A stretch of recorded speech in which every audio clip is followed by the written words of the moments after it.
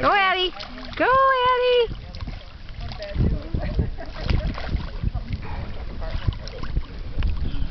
That's back of her head, you know. Okay. As far back as I can remember, my grandparents have always been a significant part of my life. My dad's parents, Danny and Mary Grace, died when I was 11, within a year of each other, and I never really got to know them. I only heard about them through stories and photos, and now I have so many questions. Luckily, we've always been close with my mom's parents, especially my grandmother Susan and her second husband David. They bought a farm in northern Illinois when my mom was in college, and I remember spending every summer there growing up, harvesting and helping out with their business. I think one's relationship to their grandparents heavily informs how you see the world. It shows you different stages of life, and it helps you conceptualize your identity as it's trickled down through different generations and many serendipitous events that miraculously led to your existence. I've been thinking about that a lot lately, because there's no more singular a relationship in my life but with my grandfather, Bruce. This is Bruce Richard Thomas. He was born in October 1939. The Germans had just invaded Poland, and NBC had just televised the first professional football game between the Brooklyn Dodgers and the Philadelphia Eagles. Bruce has had a very unconventional but fortunate life, attending some of New England's most prestigious private schools, playing hockey at Harvard, and even being a Rhodes Scholar. To me, he seemed like someone who always found a way to do something he was interested in, even if it paid nothing or required him to move across the country. But he always connected with people, listened, and found a way to keep those who mattered constantly in his life. Now, constancy is a tricky concept for us to think about. Bruce's partner of 25 years, Karen, passed away in October of 2020, and then he moved in with us in October of 2022. I was a first year in college, and I would come home on breaks to watch him type away on his computer, be calling one of his many friends, or engaging in some long philosophical conversation at our dinner table. He was our roommate for a while until we could eventually find another place for him to live out what we thought would be his many years left. Then, in a day, everything changed. In February of 2024, Bruce was diagnosed with terminal acute myeloid leukemia, which is a type of blood cancer that produces blast cells that make it harder for your actual working blood cells to reach the rest of your organs and support your circulatory system.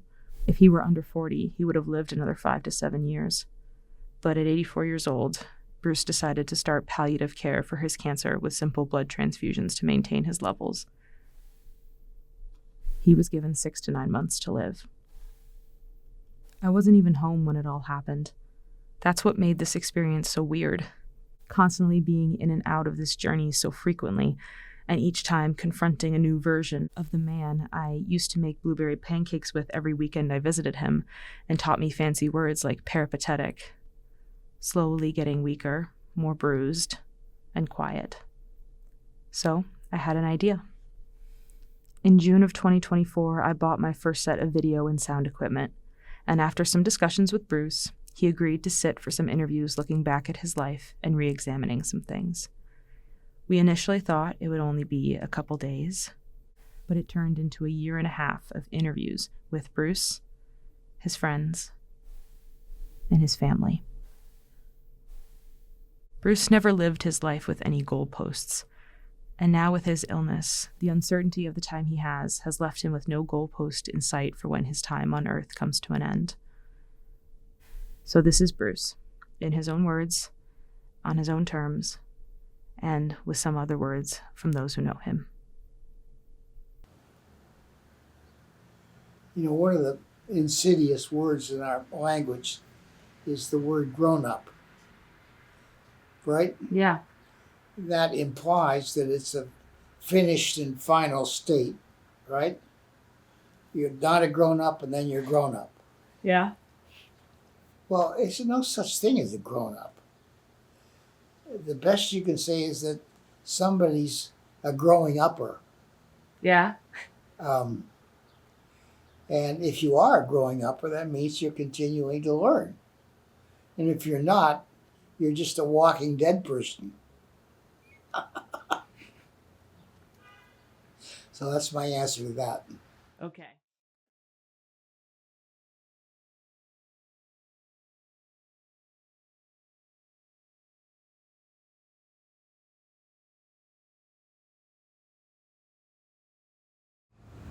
The key event was I was supposed to have a dental appointment, and I went to it, and as a part of the routine, they took my blood pressure, and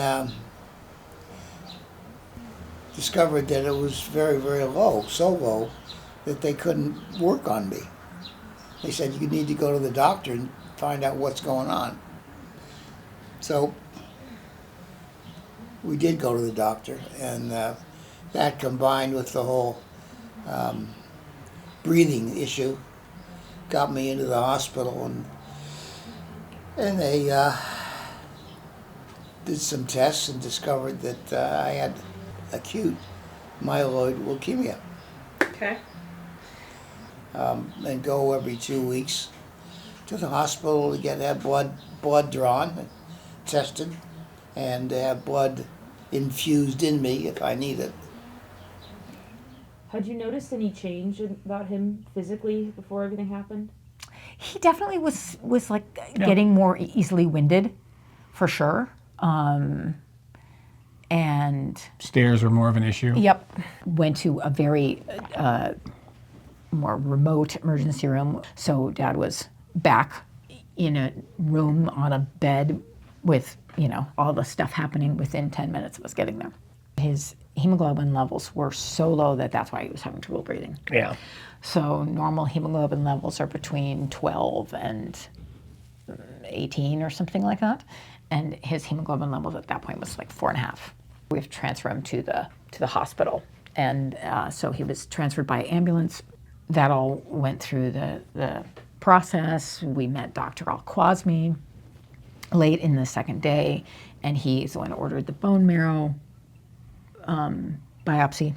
Then beginning of the following week is when we went to see Dr. Al-Khwarizmi at his office and received the conclusive results of the bone marrow biopsy that revealed that Dad had acute myeloid leukemia. What's it been like knowing that you only have a certain amount of time left? That's another good question. It hasn't bothered me. Maybe when I get closer to the end, and maybe there'll be some accumulation of bodily complaints that make life unpleasant. But so far, I'm at ease with it. Is there anything you would have done differently? Oh, in my life? Yeah, well, I mean...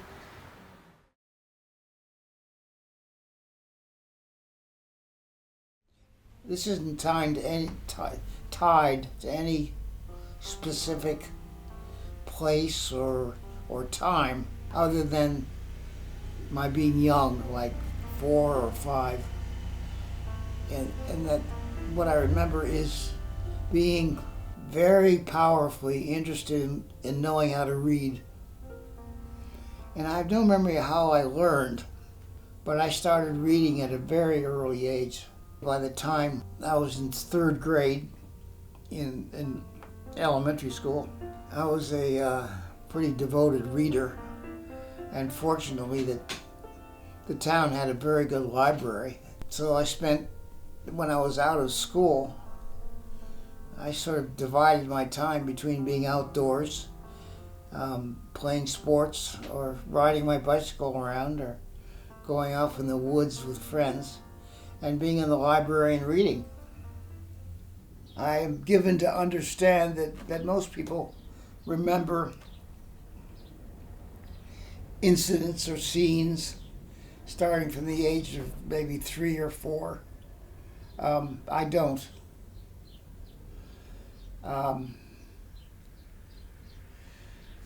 The most vivid memories I have are around the age of 8 when my father died. So you don't have any memories of your dad before that? Or Very few. Very few? Yeah. What are the few, you think? I think I have a memory of my father teaching me how to skate. There was a little pond at Eagle Brook School, and he had learned, or he invented, the simple device of putting a simple chair on the ice, and I would hold on to the back of the chair and learn how to skate.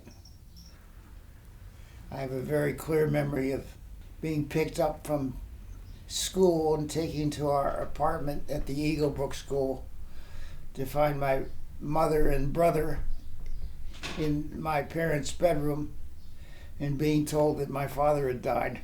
Mm-hmm. I remember Charlie was in his football uniform, even out practicing with his team. When we were told, I think I must have started to cry because Charlie said, "Don't cry, Bruce." I never forgot that. I mean, crying would have been the most normal and, in a sense, healthy response. Why he said that, I don't know. But we were initially told that he had died in a car crash. And then a day or two later, I was taken to the office of the headmaster of the school. I remember sitting in a chair opposite him. He was sitting at his desk, and he told me the truth, that my father had committed suicide with a rifle. And my memory of that is that I didn't cry. I had already developed a kind of protective psychological state which kept, the pain and sorrow that I must have felt kind of at a distance. And I had just a kind of technical curiosity about how he'd actually done the deed, how he had held the rifle, why he'd picked a rifle instead of a pistol. All these strange questions, in a way. I mean, first of all, the sudden death of a parent is always traumatic. Then you add to it the fact of its being suicide, compounds the trauma.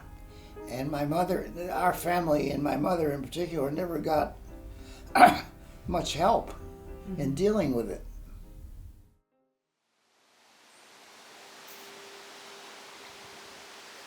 That was probably, it could have been any, I'm not sure. So I did know Charlie as a kid. We went to camp together. His mother was the nurse at a camp in New Hampshire, Camp Red Fox. And we went once a year, would go to an island for a sleepover. Boys in one area, girls in another.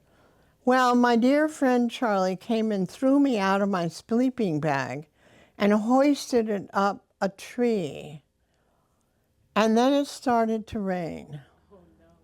It's a wonder I ever married that guy. I mean, he was a brat. Anyway, we managed to finally get the thing down from the tree, but by that time it was wet.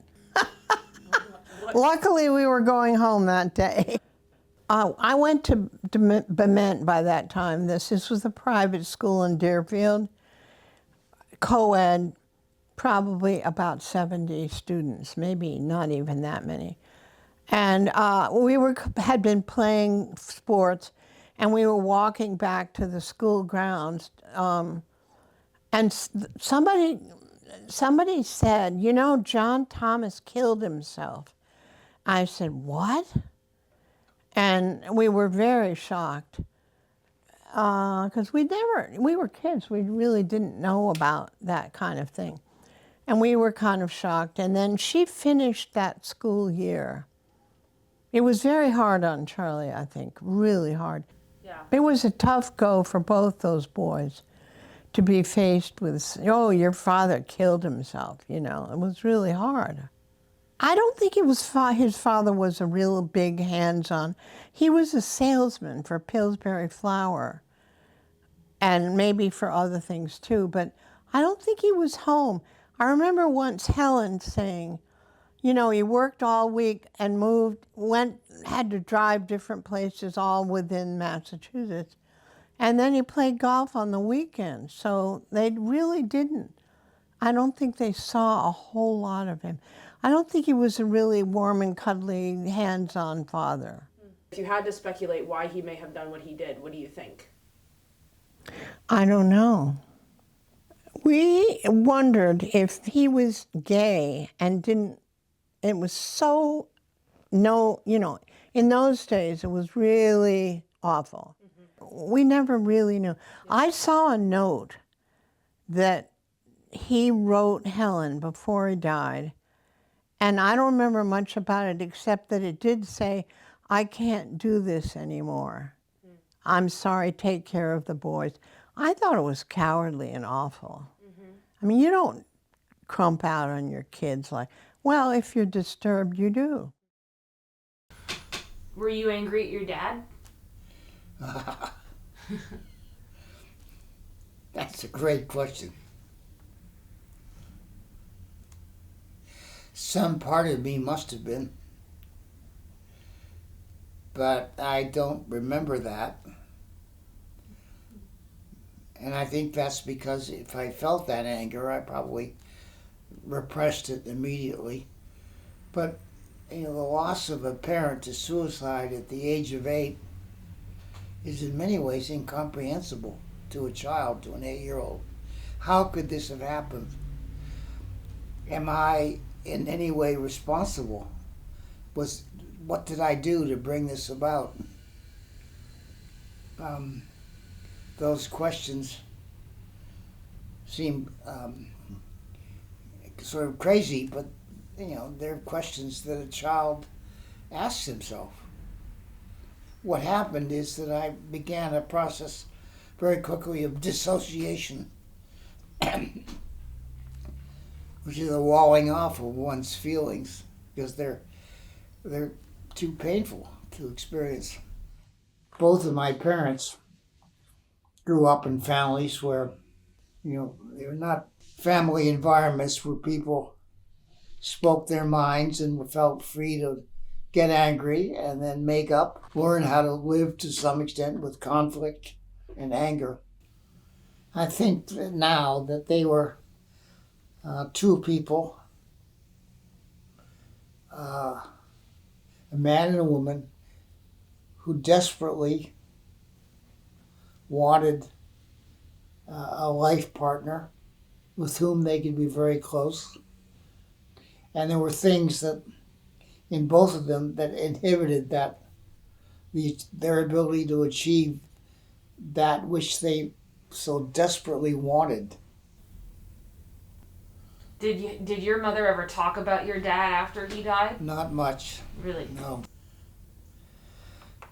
But she never had the benefit of any real kind of therapy to help her work through the effects on her of a husband who killed himself. It was not something that we talked about. She was really screwed up. She just had a difficult background growing up. And I think it just kind of affected her. We would visit her. The first day or two were lovely. We'd have great fun. By the third morning, when I would come down to breakfast in her apartment, she would be rattling dishes in the sink. And that was, I mean, it was really strange. She would start blowing up about this or that. Charlie would get very cross at Helen with the fact that she couldn't control these outbursts. Helen would sometimes erupt in explosions of anger directed at me or at Charlie. And I don't know how often that happened with Charlie, but it happened with disturbing frequency with me. And they were intense explosions of anger, relatively short-lived, and which she forgot about very quickly after when they were finished. And the word that I most often use in describing their effect on me was withering. Whereas I suffered silently under my mother's outbursts, Charlie fought with her more, and they would have pretty violent, not physically, but emotionally or verbally violent arguments.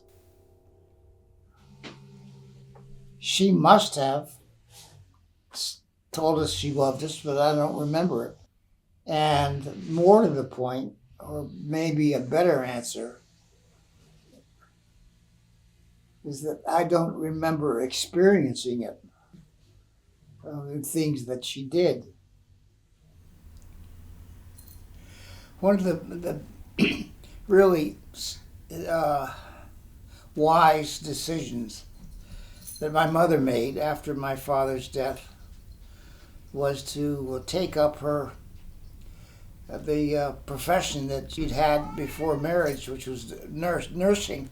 She became a nurse in New England prep schools. And all the prep schools that she went to were all male.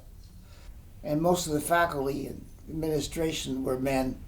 So she was putting us in environments where there were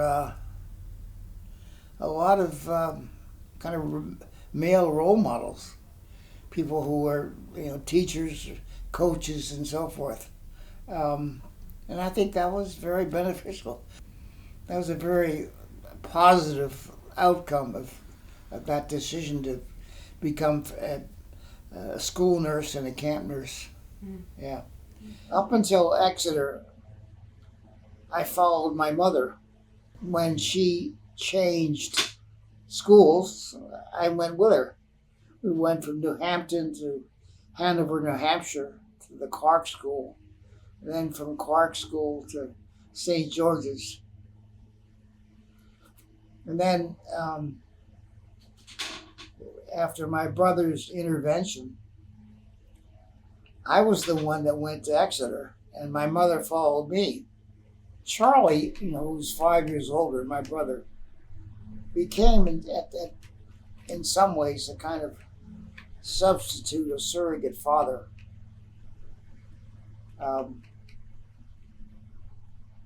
And he intervened in my life at several points, not a lot, but at several points in ways that were very, very important.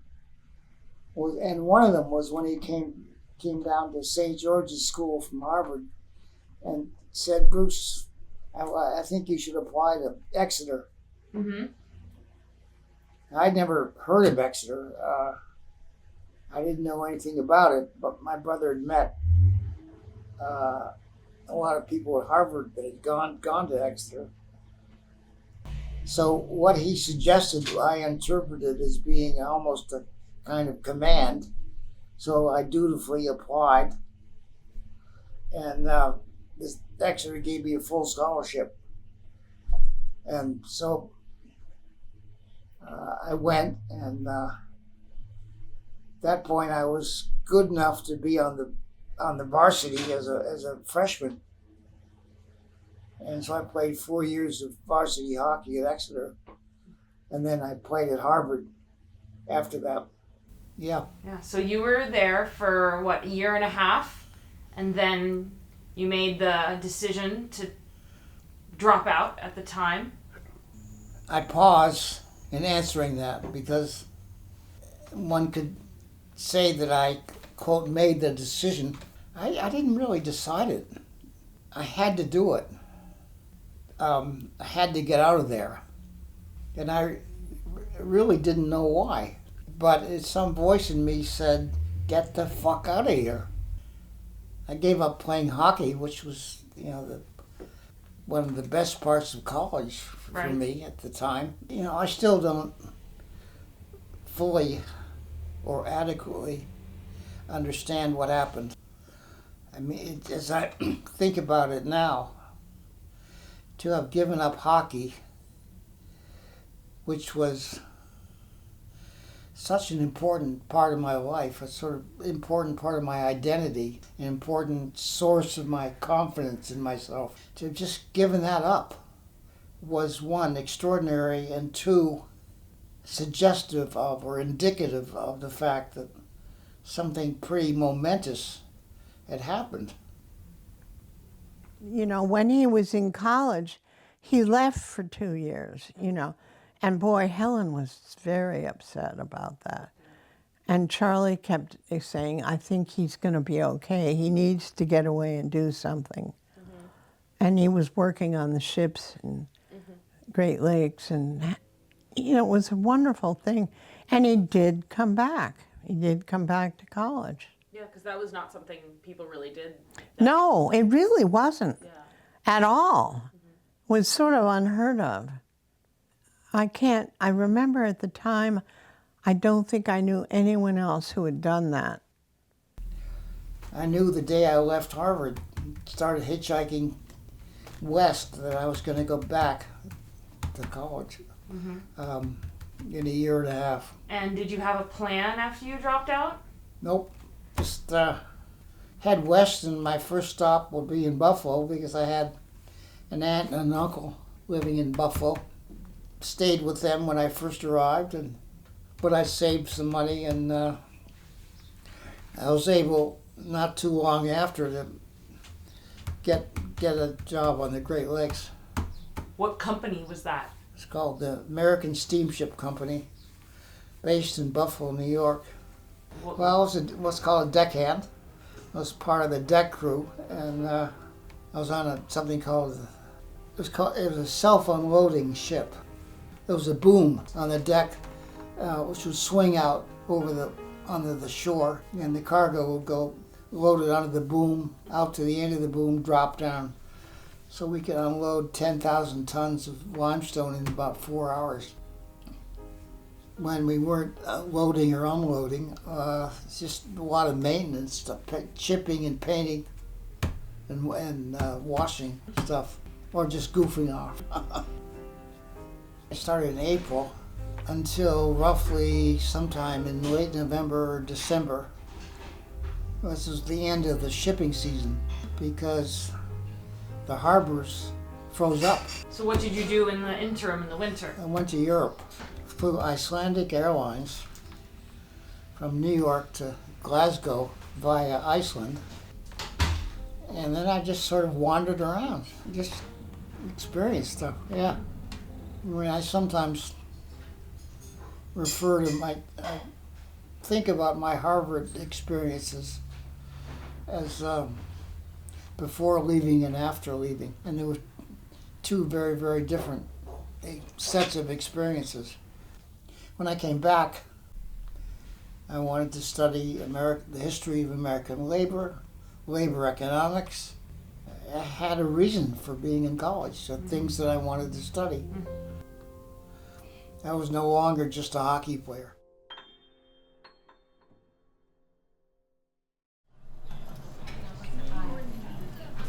Hi. How are you today?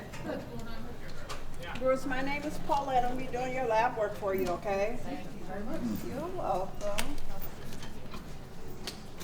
Alrighty. Horse. Goes like this.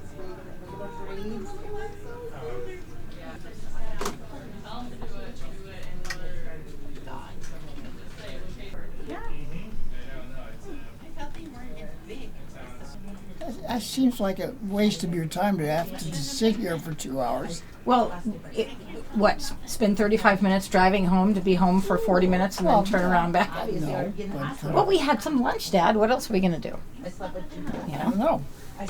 I can work. Daddy can interview you.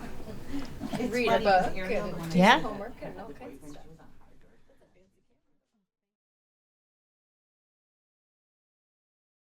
Do you remember at any point when you met Susan? In the spring of, my junior year. Bruce and I met in the spring of 1963. I was a sophomore at Radcliffe, and he was a junior at Harvard. And we met because a mutual friend and I attended a performance of The Pajama Game, and he and some friends were also at that performance. So that mutual friend, Teresa Dickinson, introduced us, and it was probably about a month before the end of school.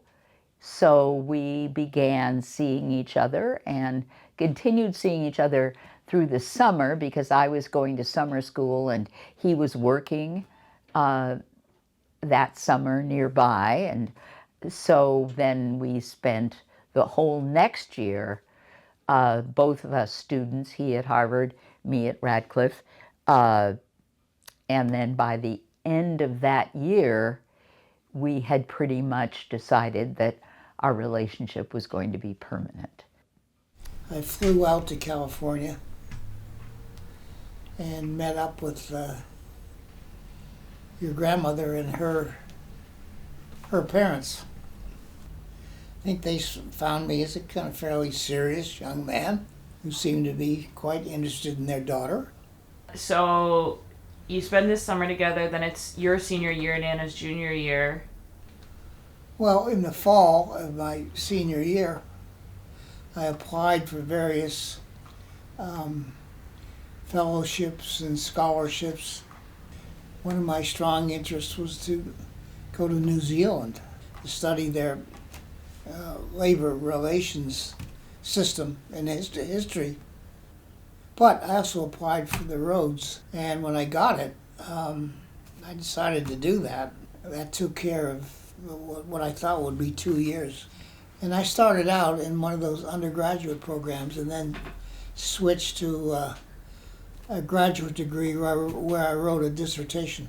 And I was alone the first year, then I came back to the U.S. at the end of that year and married Susan.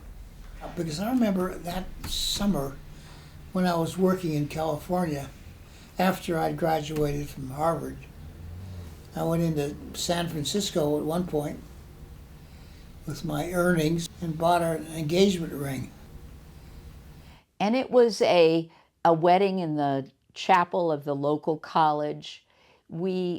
It was noted by most of the people who came that we memorized our vows. We didn't have the minister say them and us repeat them, which was seen as quite a novel and brave thing to do. Each of us had 3 attendants, and it was pretty standard fare. I had a white dress. After the wedding, there was a reception at my parents' home. Anyway, the thing I remember most about it now is that after our wedding, the society section of the Stockton Record, which was the local newspaper, had a 5 or 6 column article about the wedding with a picture of Bruce and me, I think, having rice thrown at us when we were leaving to go on our honeymoon. And the caption said, "Dr. Brock's daughter marries Harvard man to live in England." So my name, of course, was not mentioned. And the fact that I had just graduated from Harvard was not mentioned. Yeah. All of that stuff shows the sort of male-centered culture I grew up in. But we went to Yosemite for a short honeymoon, and then The SS France left from New York in very early October. Took us about 5 days. We got across the Atlantic, and so that adventure started. in the climate of those days, it certainly would not have been possible for us to go and live together and not be married in order to achieve the benefits of married student housing and all that kind of thing. I think she liked it particularly when we moved out to the little village outside of Oxford, the Longworth. So at the end of 3 years, I was finished in terms of the Rhodes Scholarship. So then we came back. We piled up our worldly goods in a car and drove to California. Yeah, we stayed with the Brocks in Stockton. We went into the hospital around 4 or 5 o'clock in the afternoon of the 4th of July, and Aaron was born like 12 hours later. So what was it like being a dad? Like just having that thrust upon you? Well, it was pretty great. My memory is that Erin was a good baby.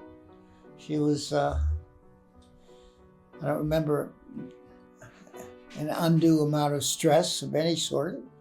I think she fairly quickly was able to sleep through the night. So we were blessed that we had 2 happy, healthy children. Part of the intrinsic pleasure of being a parent, particularly of young children, is seeing them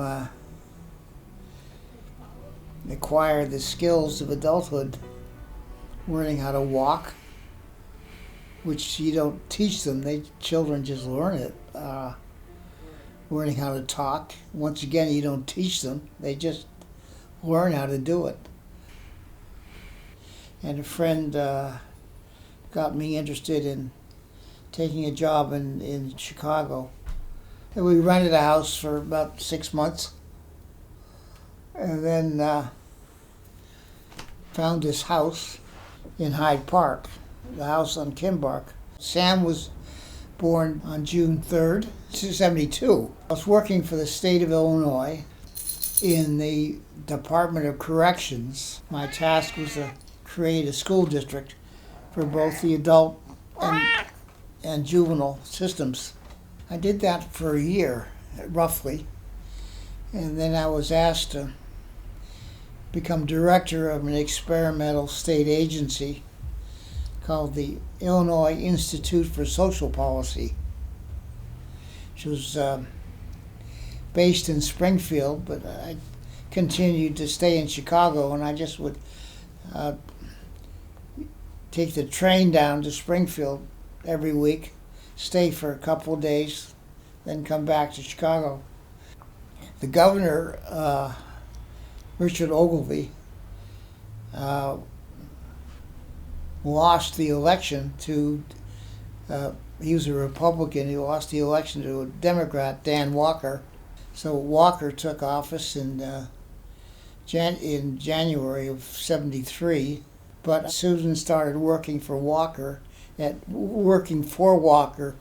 with David around late '73, early '74. I think it's important to say a little bit about our divorce. I have no regrets about marrying Bruce, becoming a mother, but I allowed myself to be a child of the 50s and to get married and become a mother and not have very high expectations for myself apart from that. And those expectations, I think, are noble expectations, but it took me quite a while to come to the realization that I should have pursued a professional degree, that I was probably not well suited to be a stay-at-home mom and be completely satisfied with the role of wife and mother, and that I would make life very hard on the people around me if I didn't develop a broader playing field for myself. Mm-hmm. And I've no doubt that Bruce would have been entirely supportive of that. I don't blame him at all for saying that I needed to be a stay-at-home mom and do nothing except spend his paycheck. That was in no way what Bruce wanted. I was just willing to be that. I was looking for more stability, more continuity, more financial comfort, and I think it became an issue between us. I went to work partly to fill in some of the gaps in our own finances, and as a result, developed a connection with my second husband that ended up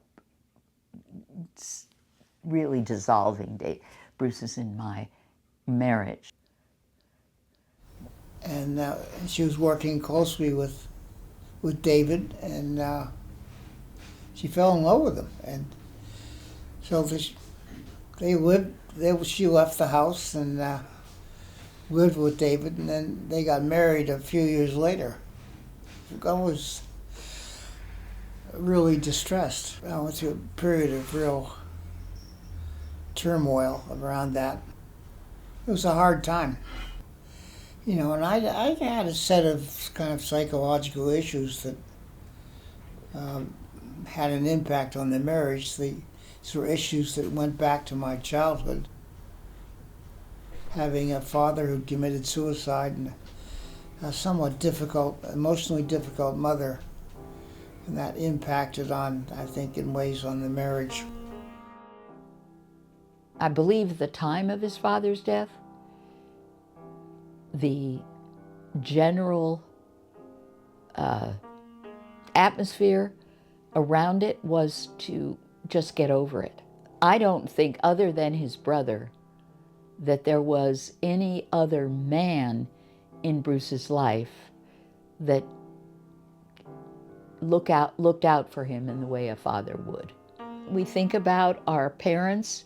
One of the things we hope of ourselves as parents is that we can provide the unconditional love and acceptance that allows a child to feel confident going out in the world. And I think it may be that Bruce never really experienced that as a child. And that self-confidence kept him from having high expectations for himself.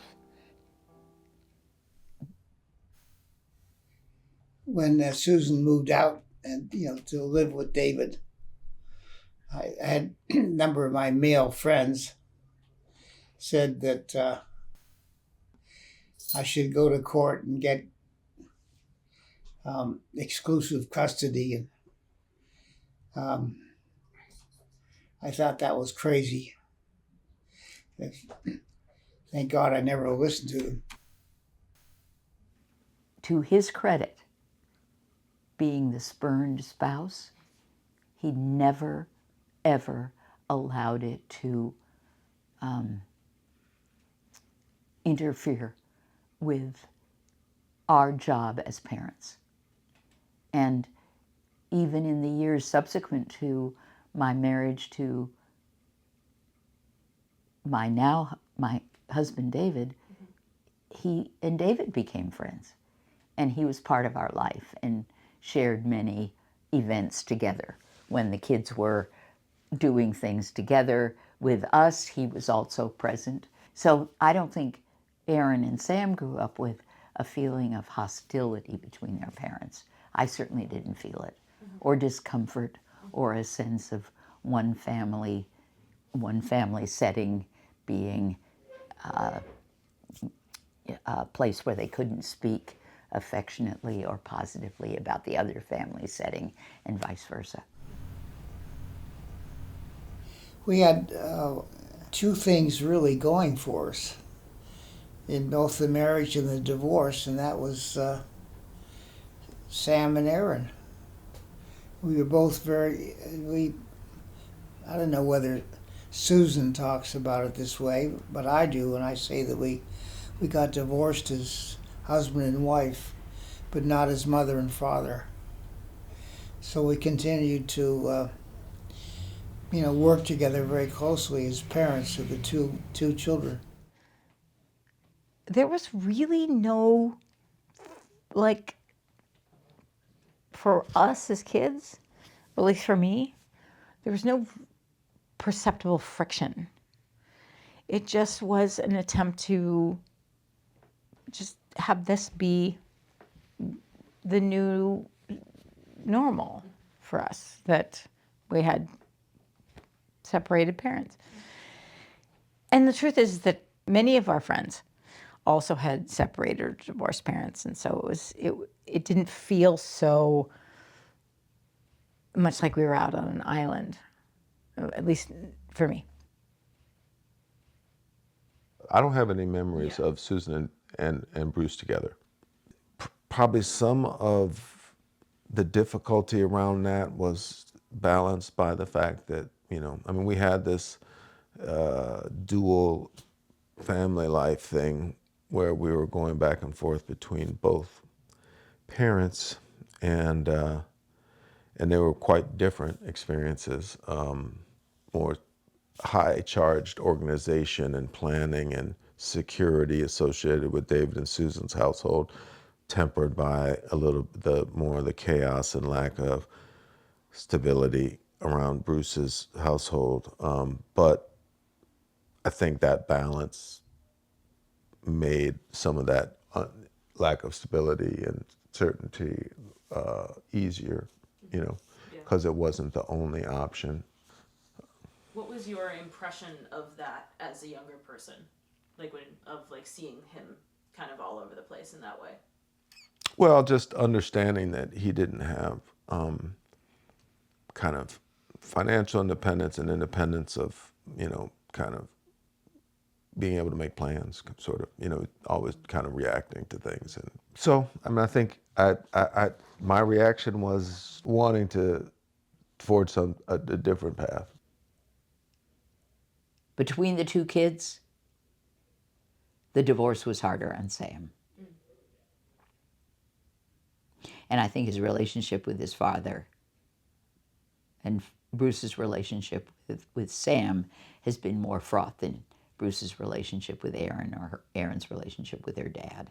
I think Aaron has learned, and Bruce as well, to appreciate the best qualities in each other and accept shortcomings. Mm-hmm.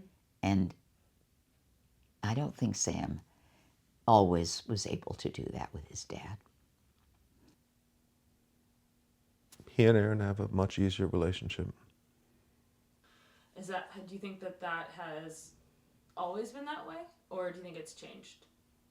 I think, different. I think that's always, I mean, I think that's the most of the time, relationships with different siblings are going to have very vastly different relationships with their parents. They need different things from each other, and there's always been, I don't think I've had a bad relationship with him. There's a lot of things that are just didn't always, give me what I necessarily needed. But I mean, that's a pretty common thing around parents and children and stuff like that.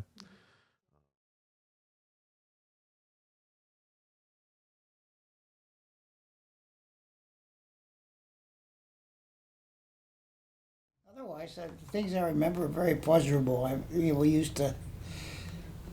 It became a tradition to both kids to crawl into bed with me at night. And I'd read to them. Book I remember was called Watership Down, and all of us really got into it. So, and it's a fairly long book. It's maybe 400 pages.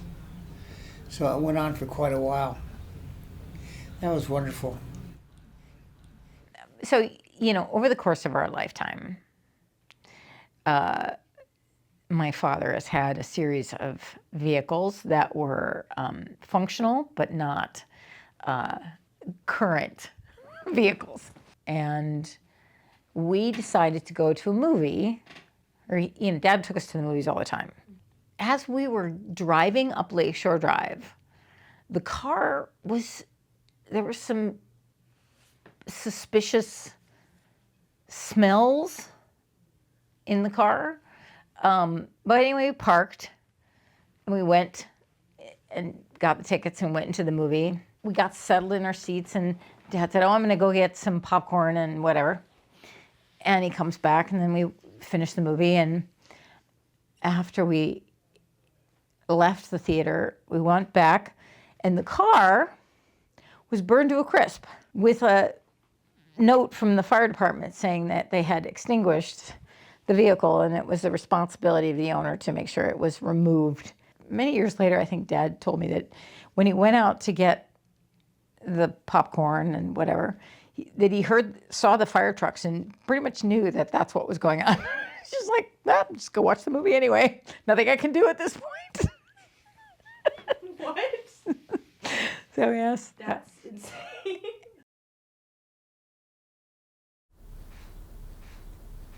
But how soon after you were a single parent did you meet Kathy? Who you? Yeah, we'd met at an educational conference. We met because she was giving a talk or was serving on a panel, and I was really impressed with what she had to say.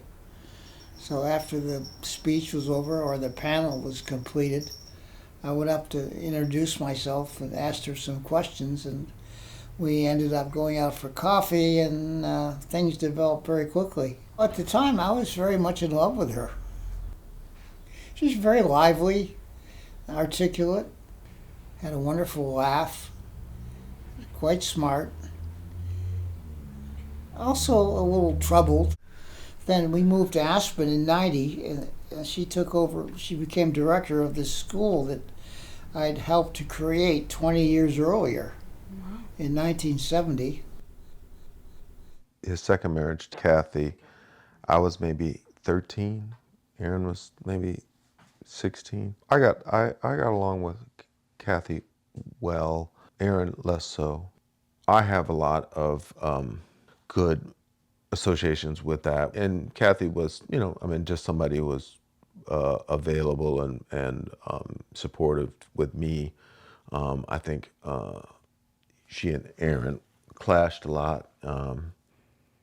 When Dad came into a relationship with Kathy, and then they eventually she moved to Chicago and they got married, and I would say that was, of the whole arc of my relationship with my father, that was the most difficult period. Part of that is just sort of normal teenage girl father friction, but also she was, from my experience, suspicious of me, suspicious of my having some sort of agency in expressing an agenda that she assigned to my mother. So, I would say that period of time is when we were maybe less communicating with each other. At the end of those 2 years in Aspen, she said, we're going to separate. So we spent the summer in the mountains above Boulder, Colorado, living in two tiny little houses in a national forest, but didn't communicate. I was just sort of puzzled by it. Mm-hmm. And then came back from Aspen in '92, in the summer and fall of '92. And then we got actually legally divorced a couple of years later, maybe in '94, '93, something like that. Well, I guess some things never fully make sense, right? Yeah, right. Yeah.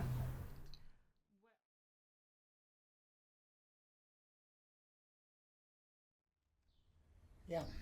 And what were you doing in Chicago when you got back, work-wise and or occupying time-wise? Well, I was just, for a while, just patching together various short-term consulting jobs or writing proposals. I probably did some other things that I've forgotten about. Yeah, I was in my 50s. After the years he and I divorced, for many years, he was essentially homeless, in that he didn't have a permanent place to stay. He moved around, rented apartments, and then moved around, but never, it wasn't as stable a life And I'm sure his children would recall those periods of time. Bruce's house moving from one place to another, from an apartment to a coach house. And so Bruce and I were in that coach house by ourselves for like 4 months. Why were you guys moving? I'm sure probably Bruce was probably evicted from the place we were at. He was probably behind on rent or something. Yeah, and we basically just like lived in, like in rooms full of boxes with pathways in them, and were, Our dad was never like anybody else's dad, but I wouldn't say I ever felt unsafe. I never felt like he was putting us in a situation that made us, that was risky in a deep sense. Even though there might not be enough money to pay the phone bill, there was always something exciting and fun to do. So I think even though both Sam and Aaron would look back on some of the chaotic aspects of their childhood, they could also say that there were incredibly fun and memorable times as well. Pop, is it fair to say that in terms of career, you don't do very well with authority? Well, I certainly, that would generally be true. And also I don't seem to do very well in large institutions. It's funny that you kind of admit that, and then, like you said in one of our previous interviews, Charlie worked for one institution, very large institution, his entire life. Right. I never understand how he could do that, but he adapted to it. I think, according to his wife, he kind of liked it. He liked the structure of it. It's sad for me to say, but I think we grew apart more than we grew close as the years went by.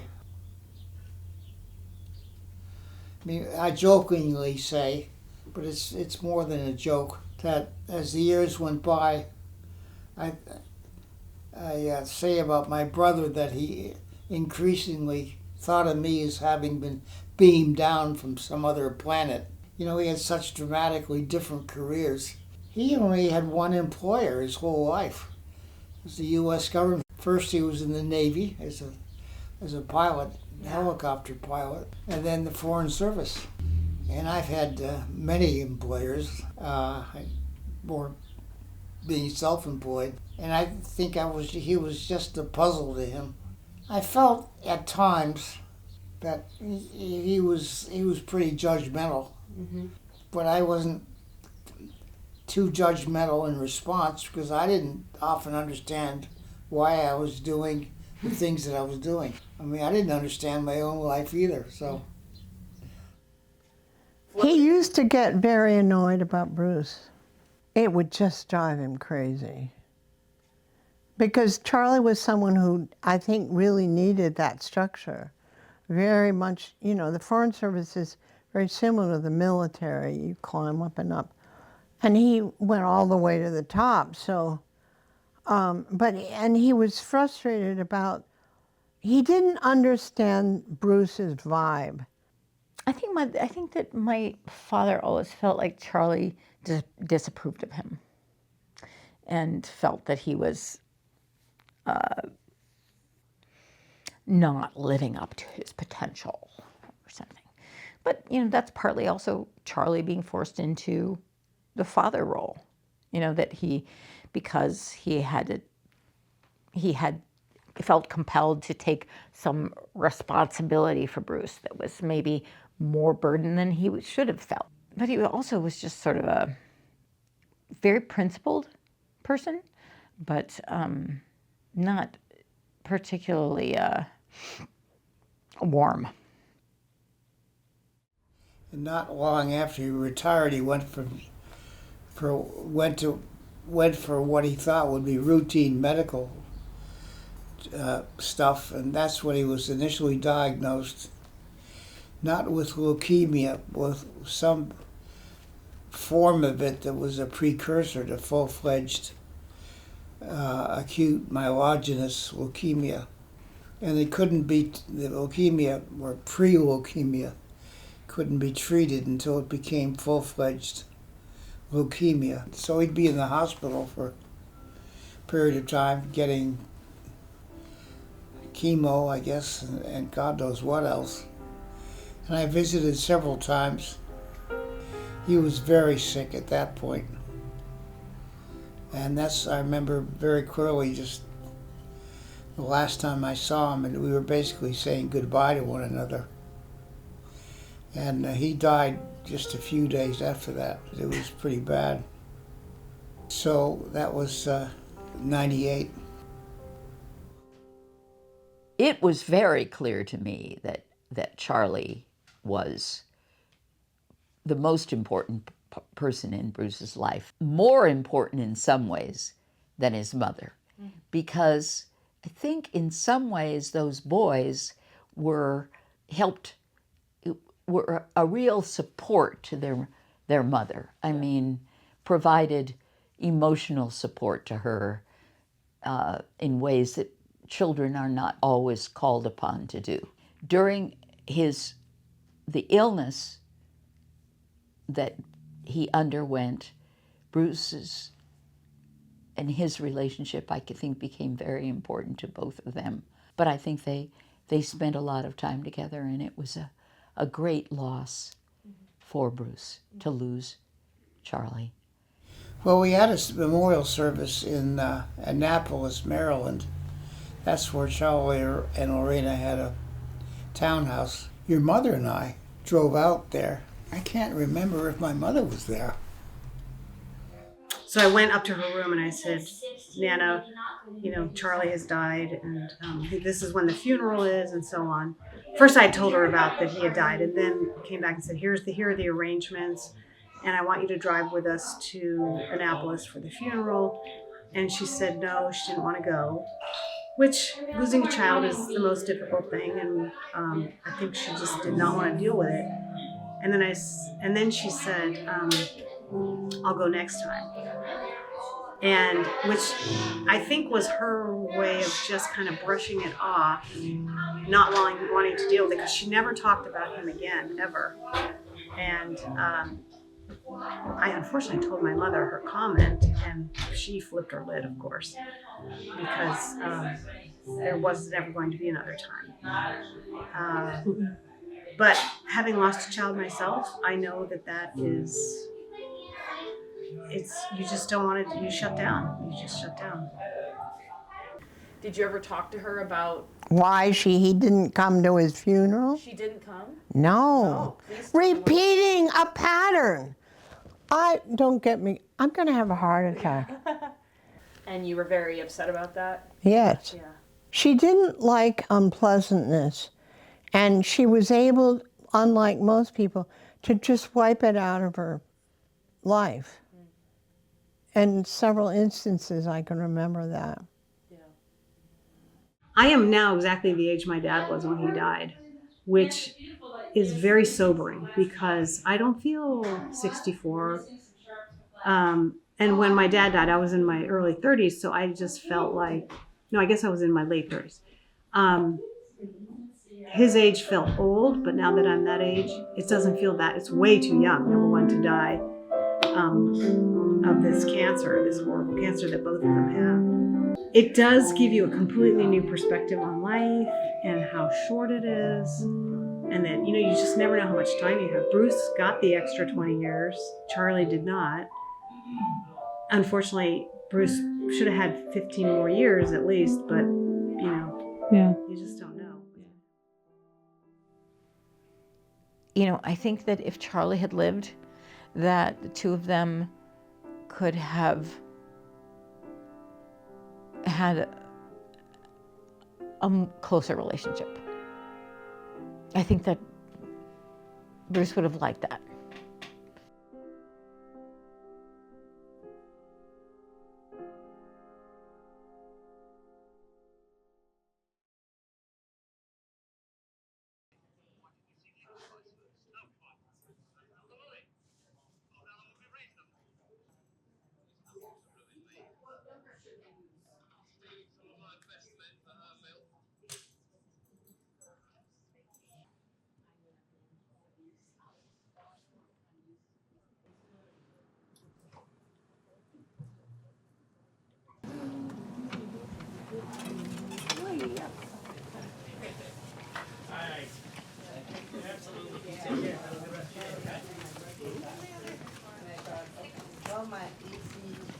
they had tested because they wanted that, and I thought, oh, I'll get you guys another chair too. Oh, thanks. Thanks, Ellen. Appreciate it. Hi, Boris. How you doing? Hi, Boris. They want us to come. They want you to get a unit today, and they want you to come back tomorrow and get another unit. I got my results. Because there's not enough time to do both today. What? Why not? Because each one takes 2 hours. Just for one unit? Each unit takes 2 hours. Oh, okay, yeah. Yeah. Hopefully. What time is it now? But I felt so bad for him because he really went. 12:45.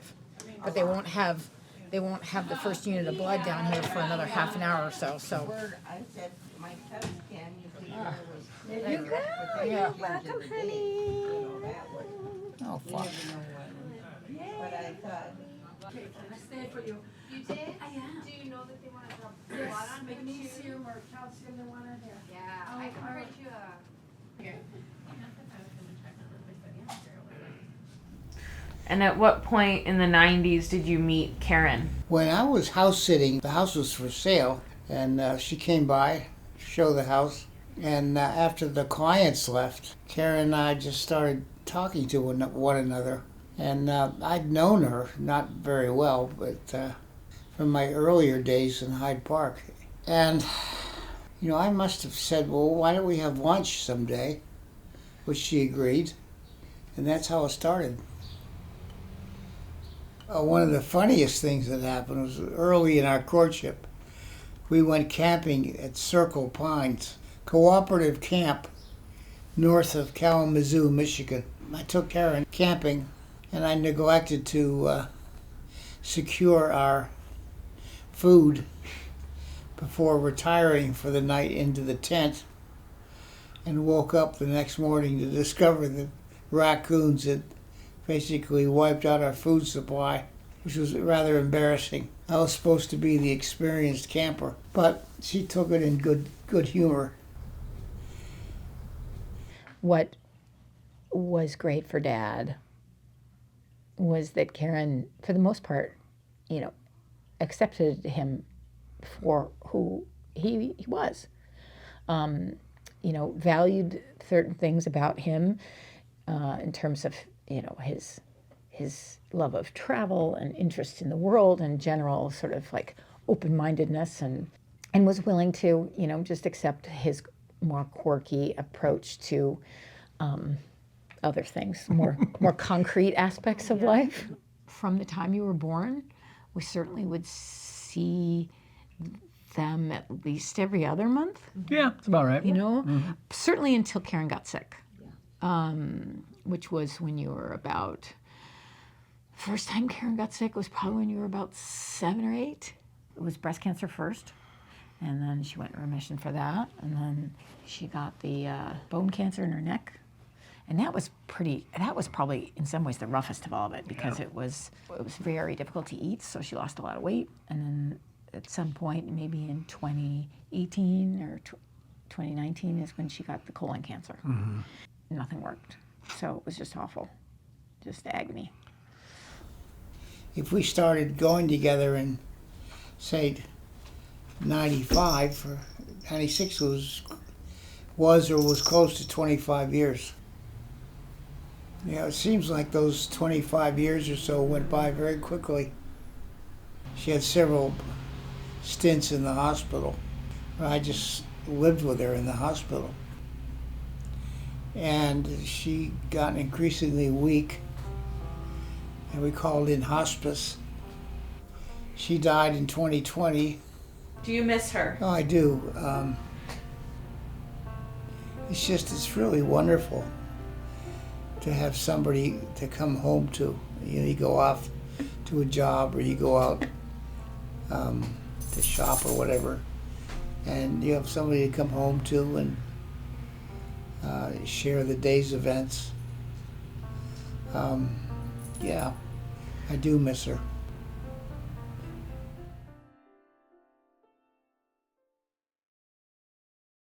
Did you ever think you would live this long? Well, I never really thought about it. You know, it's taken me, you know, the 80s just sort of crept up on me. Would you say that your lifelong pursuit has been the study of education or something else? Well, the way I've framed it sometimes in the past is that my driving interest has been children in the hands of large public systems like juvenile justice or juvenile legal system, or child welfare or education. Over time, I got more and more focused on education, and that certainly was a primary focus for the last 20 years or so. Anyway, I started volunteering at this school. Then in 2013, the Chicago school system, in its infinite wisdom, closed 50 schools. So those of us involved in volunteering in this school, we suggested to the principal that we start a little program in this school, and we eventually came to name it the Holding Circle. It all grew out of working with one little boy. The Chicago Institute for Psychoanalysis sponsored it and helped us support it, and I continued that tutoring work until the pandemic, for about 10 years. When did Kristen join the Holding Circle? Oh, just around the same time that I started volunteering, 2009, 2010. So when did you get it into your head to set her up with your son? Well, a good many years passed. I gave Sam her contact information. The rest, as they say, is history. And he sent me an email that was like, you know, in very Bruce-like fashion. I was like, you know, there is a person of the male persuasion in my life who I think would really enjoy your company and vice versa, you know, just very funny. It's funny because Bruce never approached me in person. So this whole thing was like we were seeing each other at school, but not talking about it. So Sam and I emailed a little bit toward the end of 2019, and then ended up finally meeting in January of 2020. Mm-hmm. Thanks to Bruce. Well, I mean, I liked Kristen from the start, and the more time I spent with her in the school and watched her at work, the more I liked her, more respect I had for her. At the same time, you know, I was keeping track of what Sam was going through and finalizing his divorce. I would really love to be around for that wedding, but you know, it's great that I see as much of them as I do. So. And you put them together, so. Well, I played a role, yeah. Maybe you should write them something so they can read it maybe then, or something like that. That might be a cool little time travel Addie, idea. that is a very good idea. Yeah.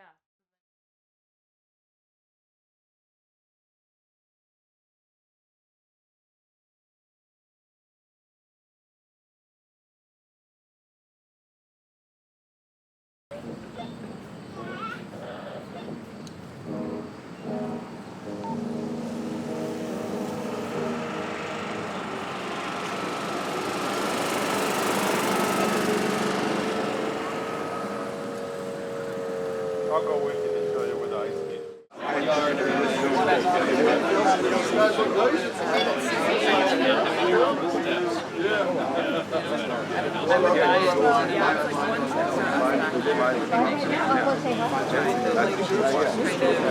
Because eventually it's like, except for go back to Chicago for like a month. But it's all just slowly going. Wait.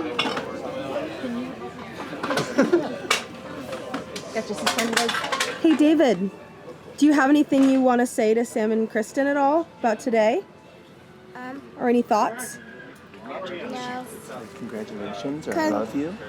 Congratulations.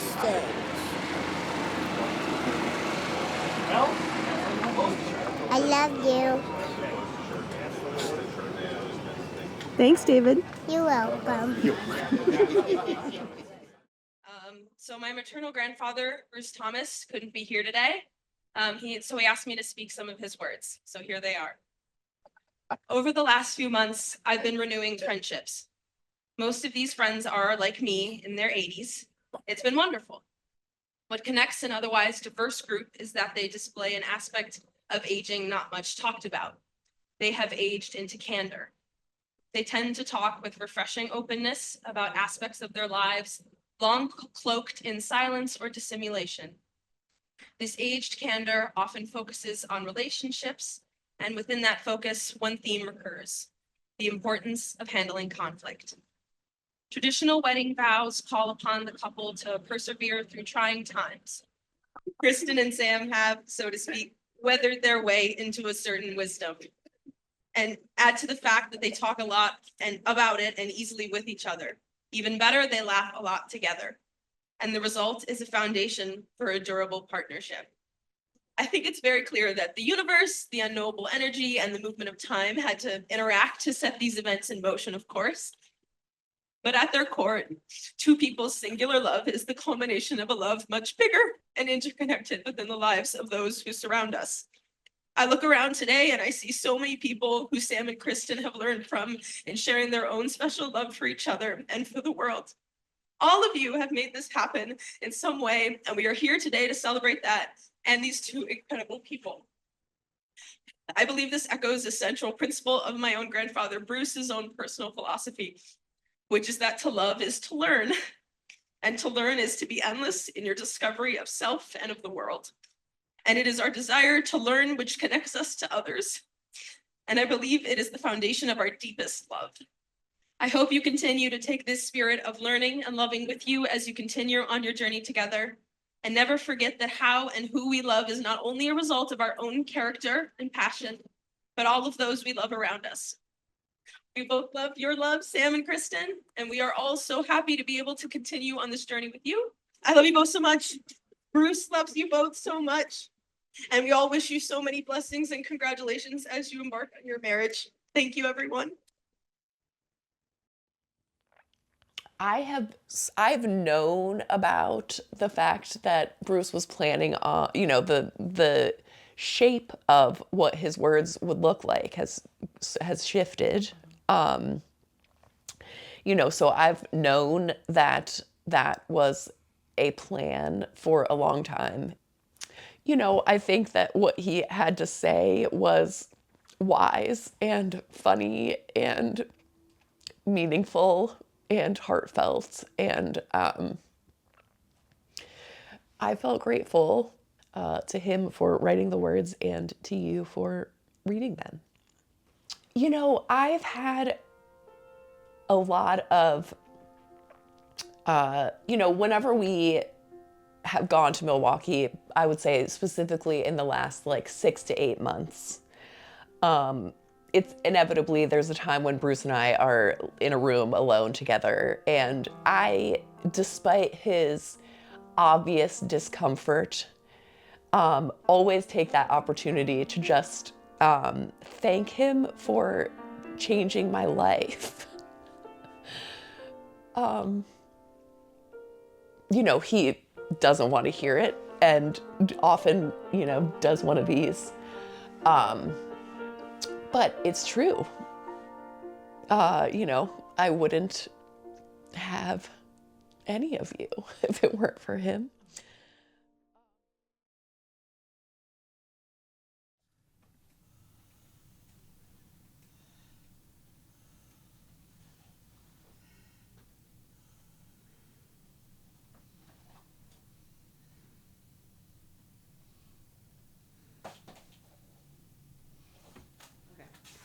This might be a scary question, so you don't have to answer it, but how long do you think you have left?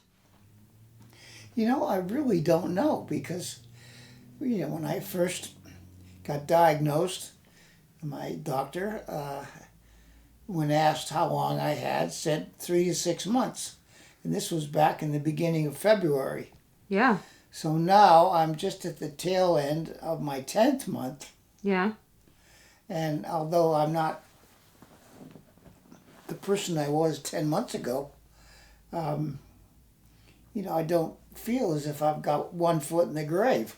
That's So good. I don't know. I think I suspect that I will probably make it into 2025, and who knows?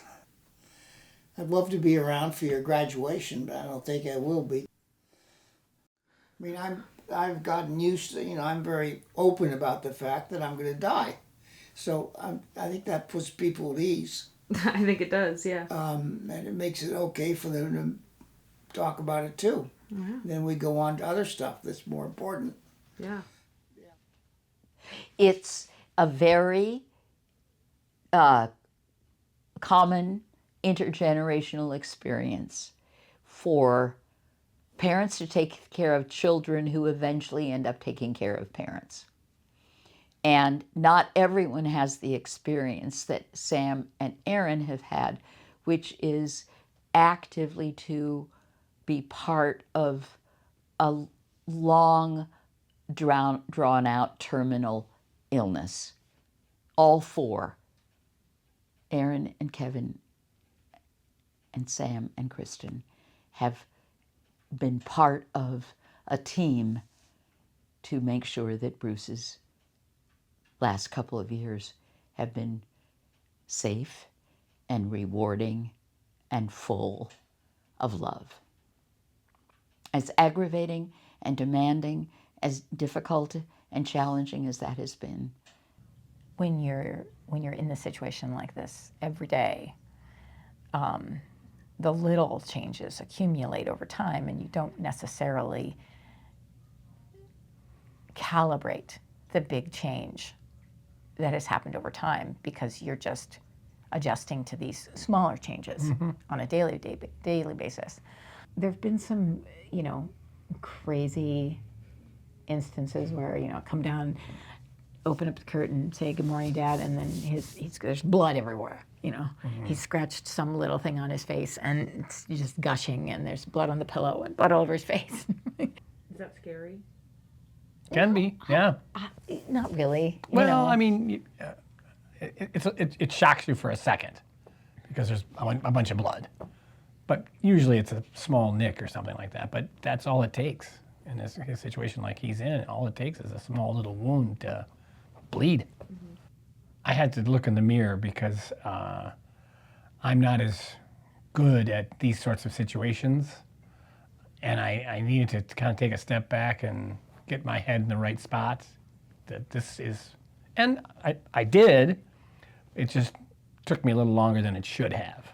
Let's be honest, Aaron does most of the stuff. I do some of the little stuff. But just the fact that you are just overall supportive it means a lot. I mean, it's not easy. Yeah, it's not easy. It's not easy having an elderly person in the house. It's not easy having a sick person in the house. Dad's pretty much decided that at the end of this month, so at the beginning of February, that he will stop taking treatments and enter the process of being in hospice care.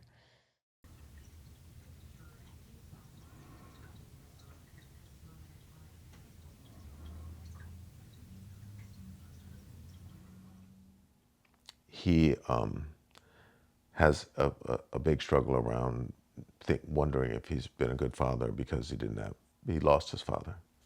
It's an impossible question to answer. You know what I mean? But all he's ever really done with me is dance around it instead of like barreling through it. You know what I mean? No one knows. Everyone goes into parenthood, a little blind, or into a lot of life blind. I mean, the only real thing is, bringing that effort to it. I mean, that's going to differentiate between things.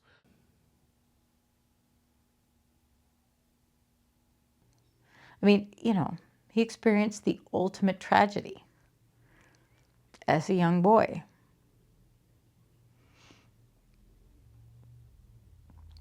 And it's easy to write that off. But as a boy to grow up with no father and to carry that into his adulthood and not be bitter about it, and to remain loving. You know, I said to him that I think the story of his life is that he never knew if anybody loved him. And that he's just been trying to put love out into the world and take care of people who are in need of being cared for, to get that love back that he never knew he had. And, you know, his mother protected him, but I don't think she loved him or showed that she loved him. She protected him. She did what that like the basic job of a parent is to protect your children and make sure that and she did that in very difficult circumstances. So I do not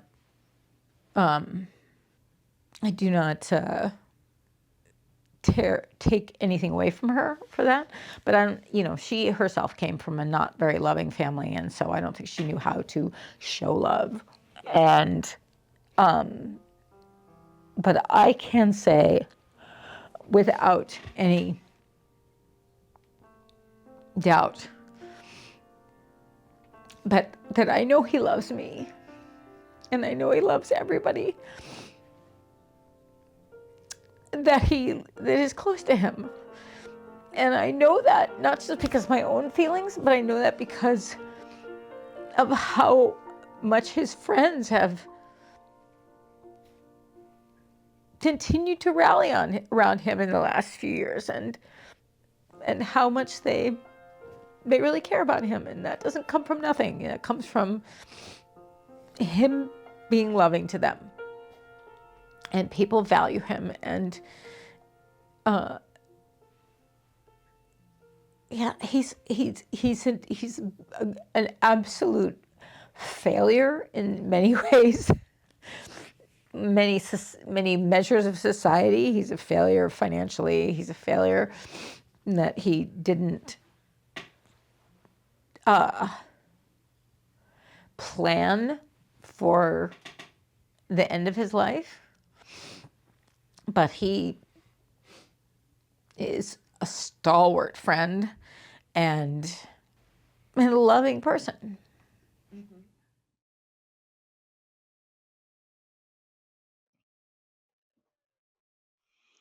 Well,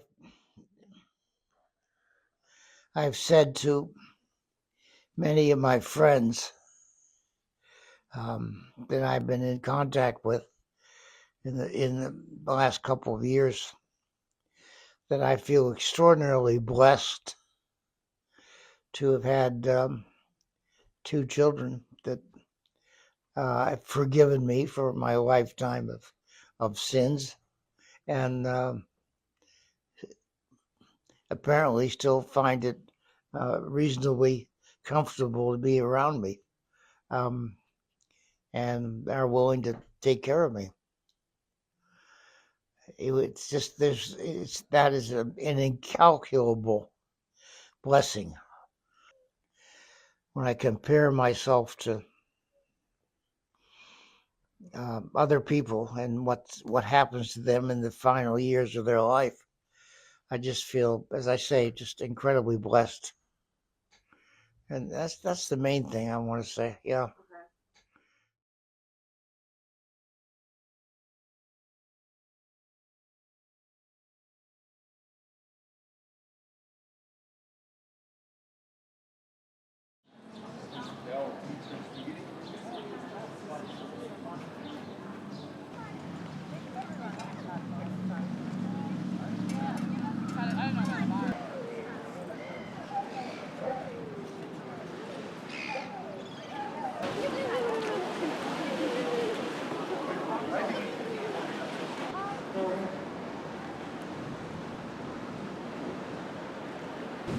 What are the rules? No jumping off the boat?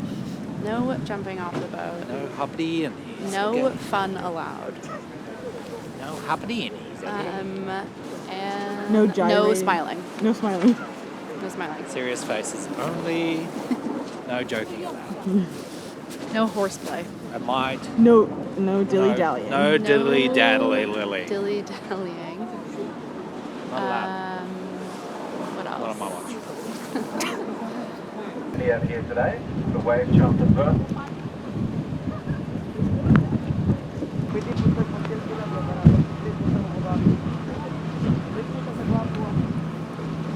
Thank you, moving around the vessel. Watch yourself through the door.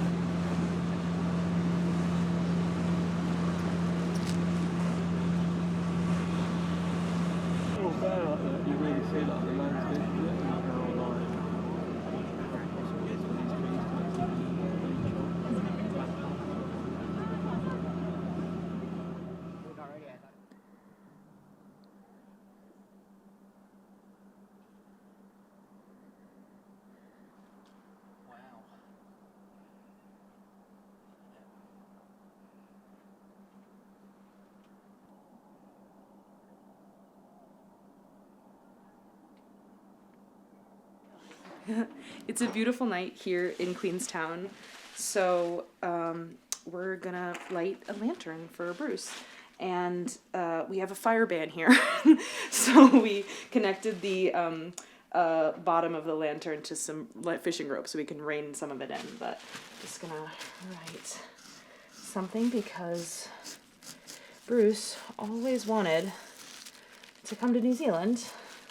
And so I just wanted to do this as a sort of, you're here in our thoughts and in the presence of a place like this that you've always wanted to be in and visit. So even if you can't be here physically, you're here in another way. Okay. Okay. Right.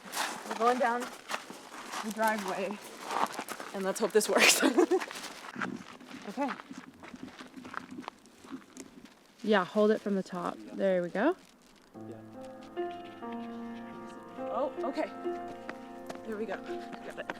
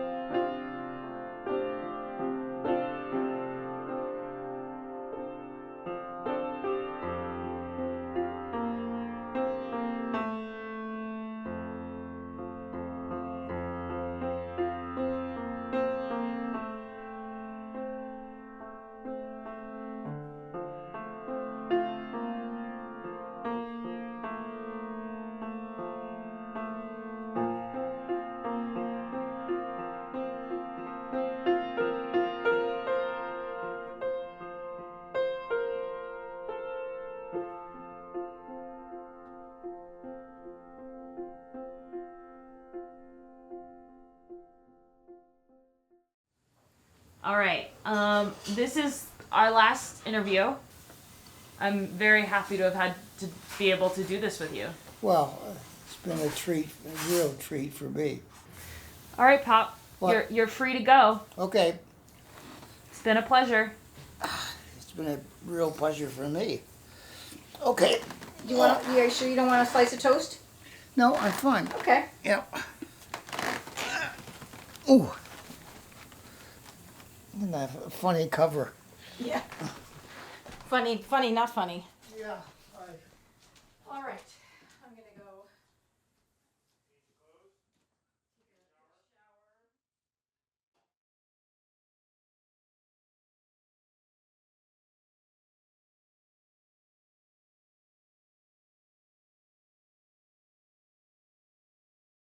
Mommy. mommy.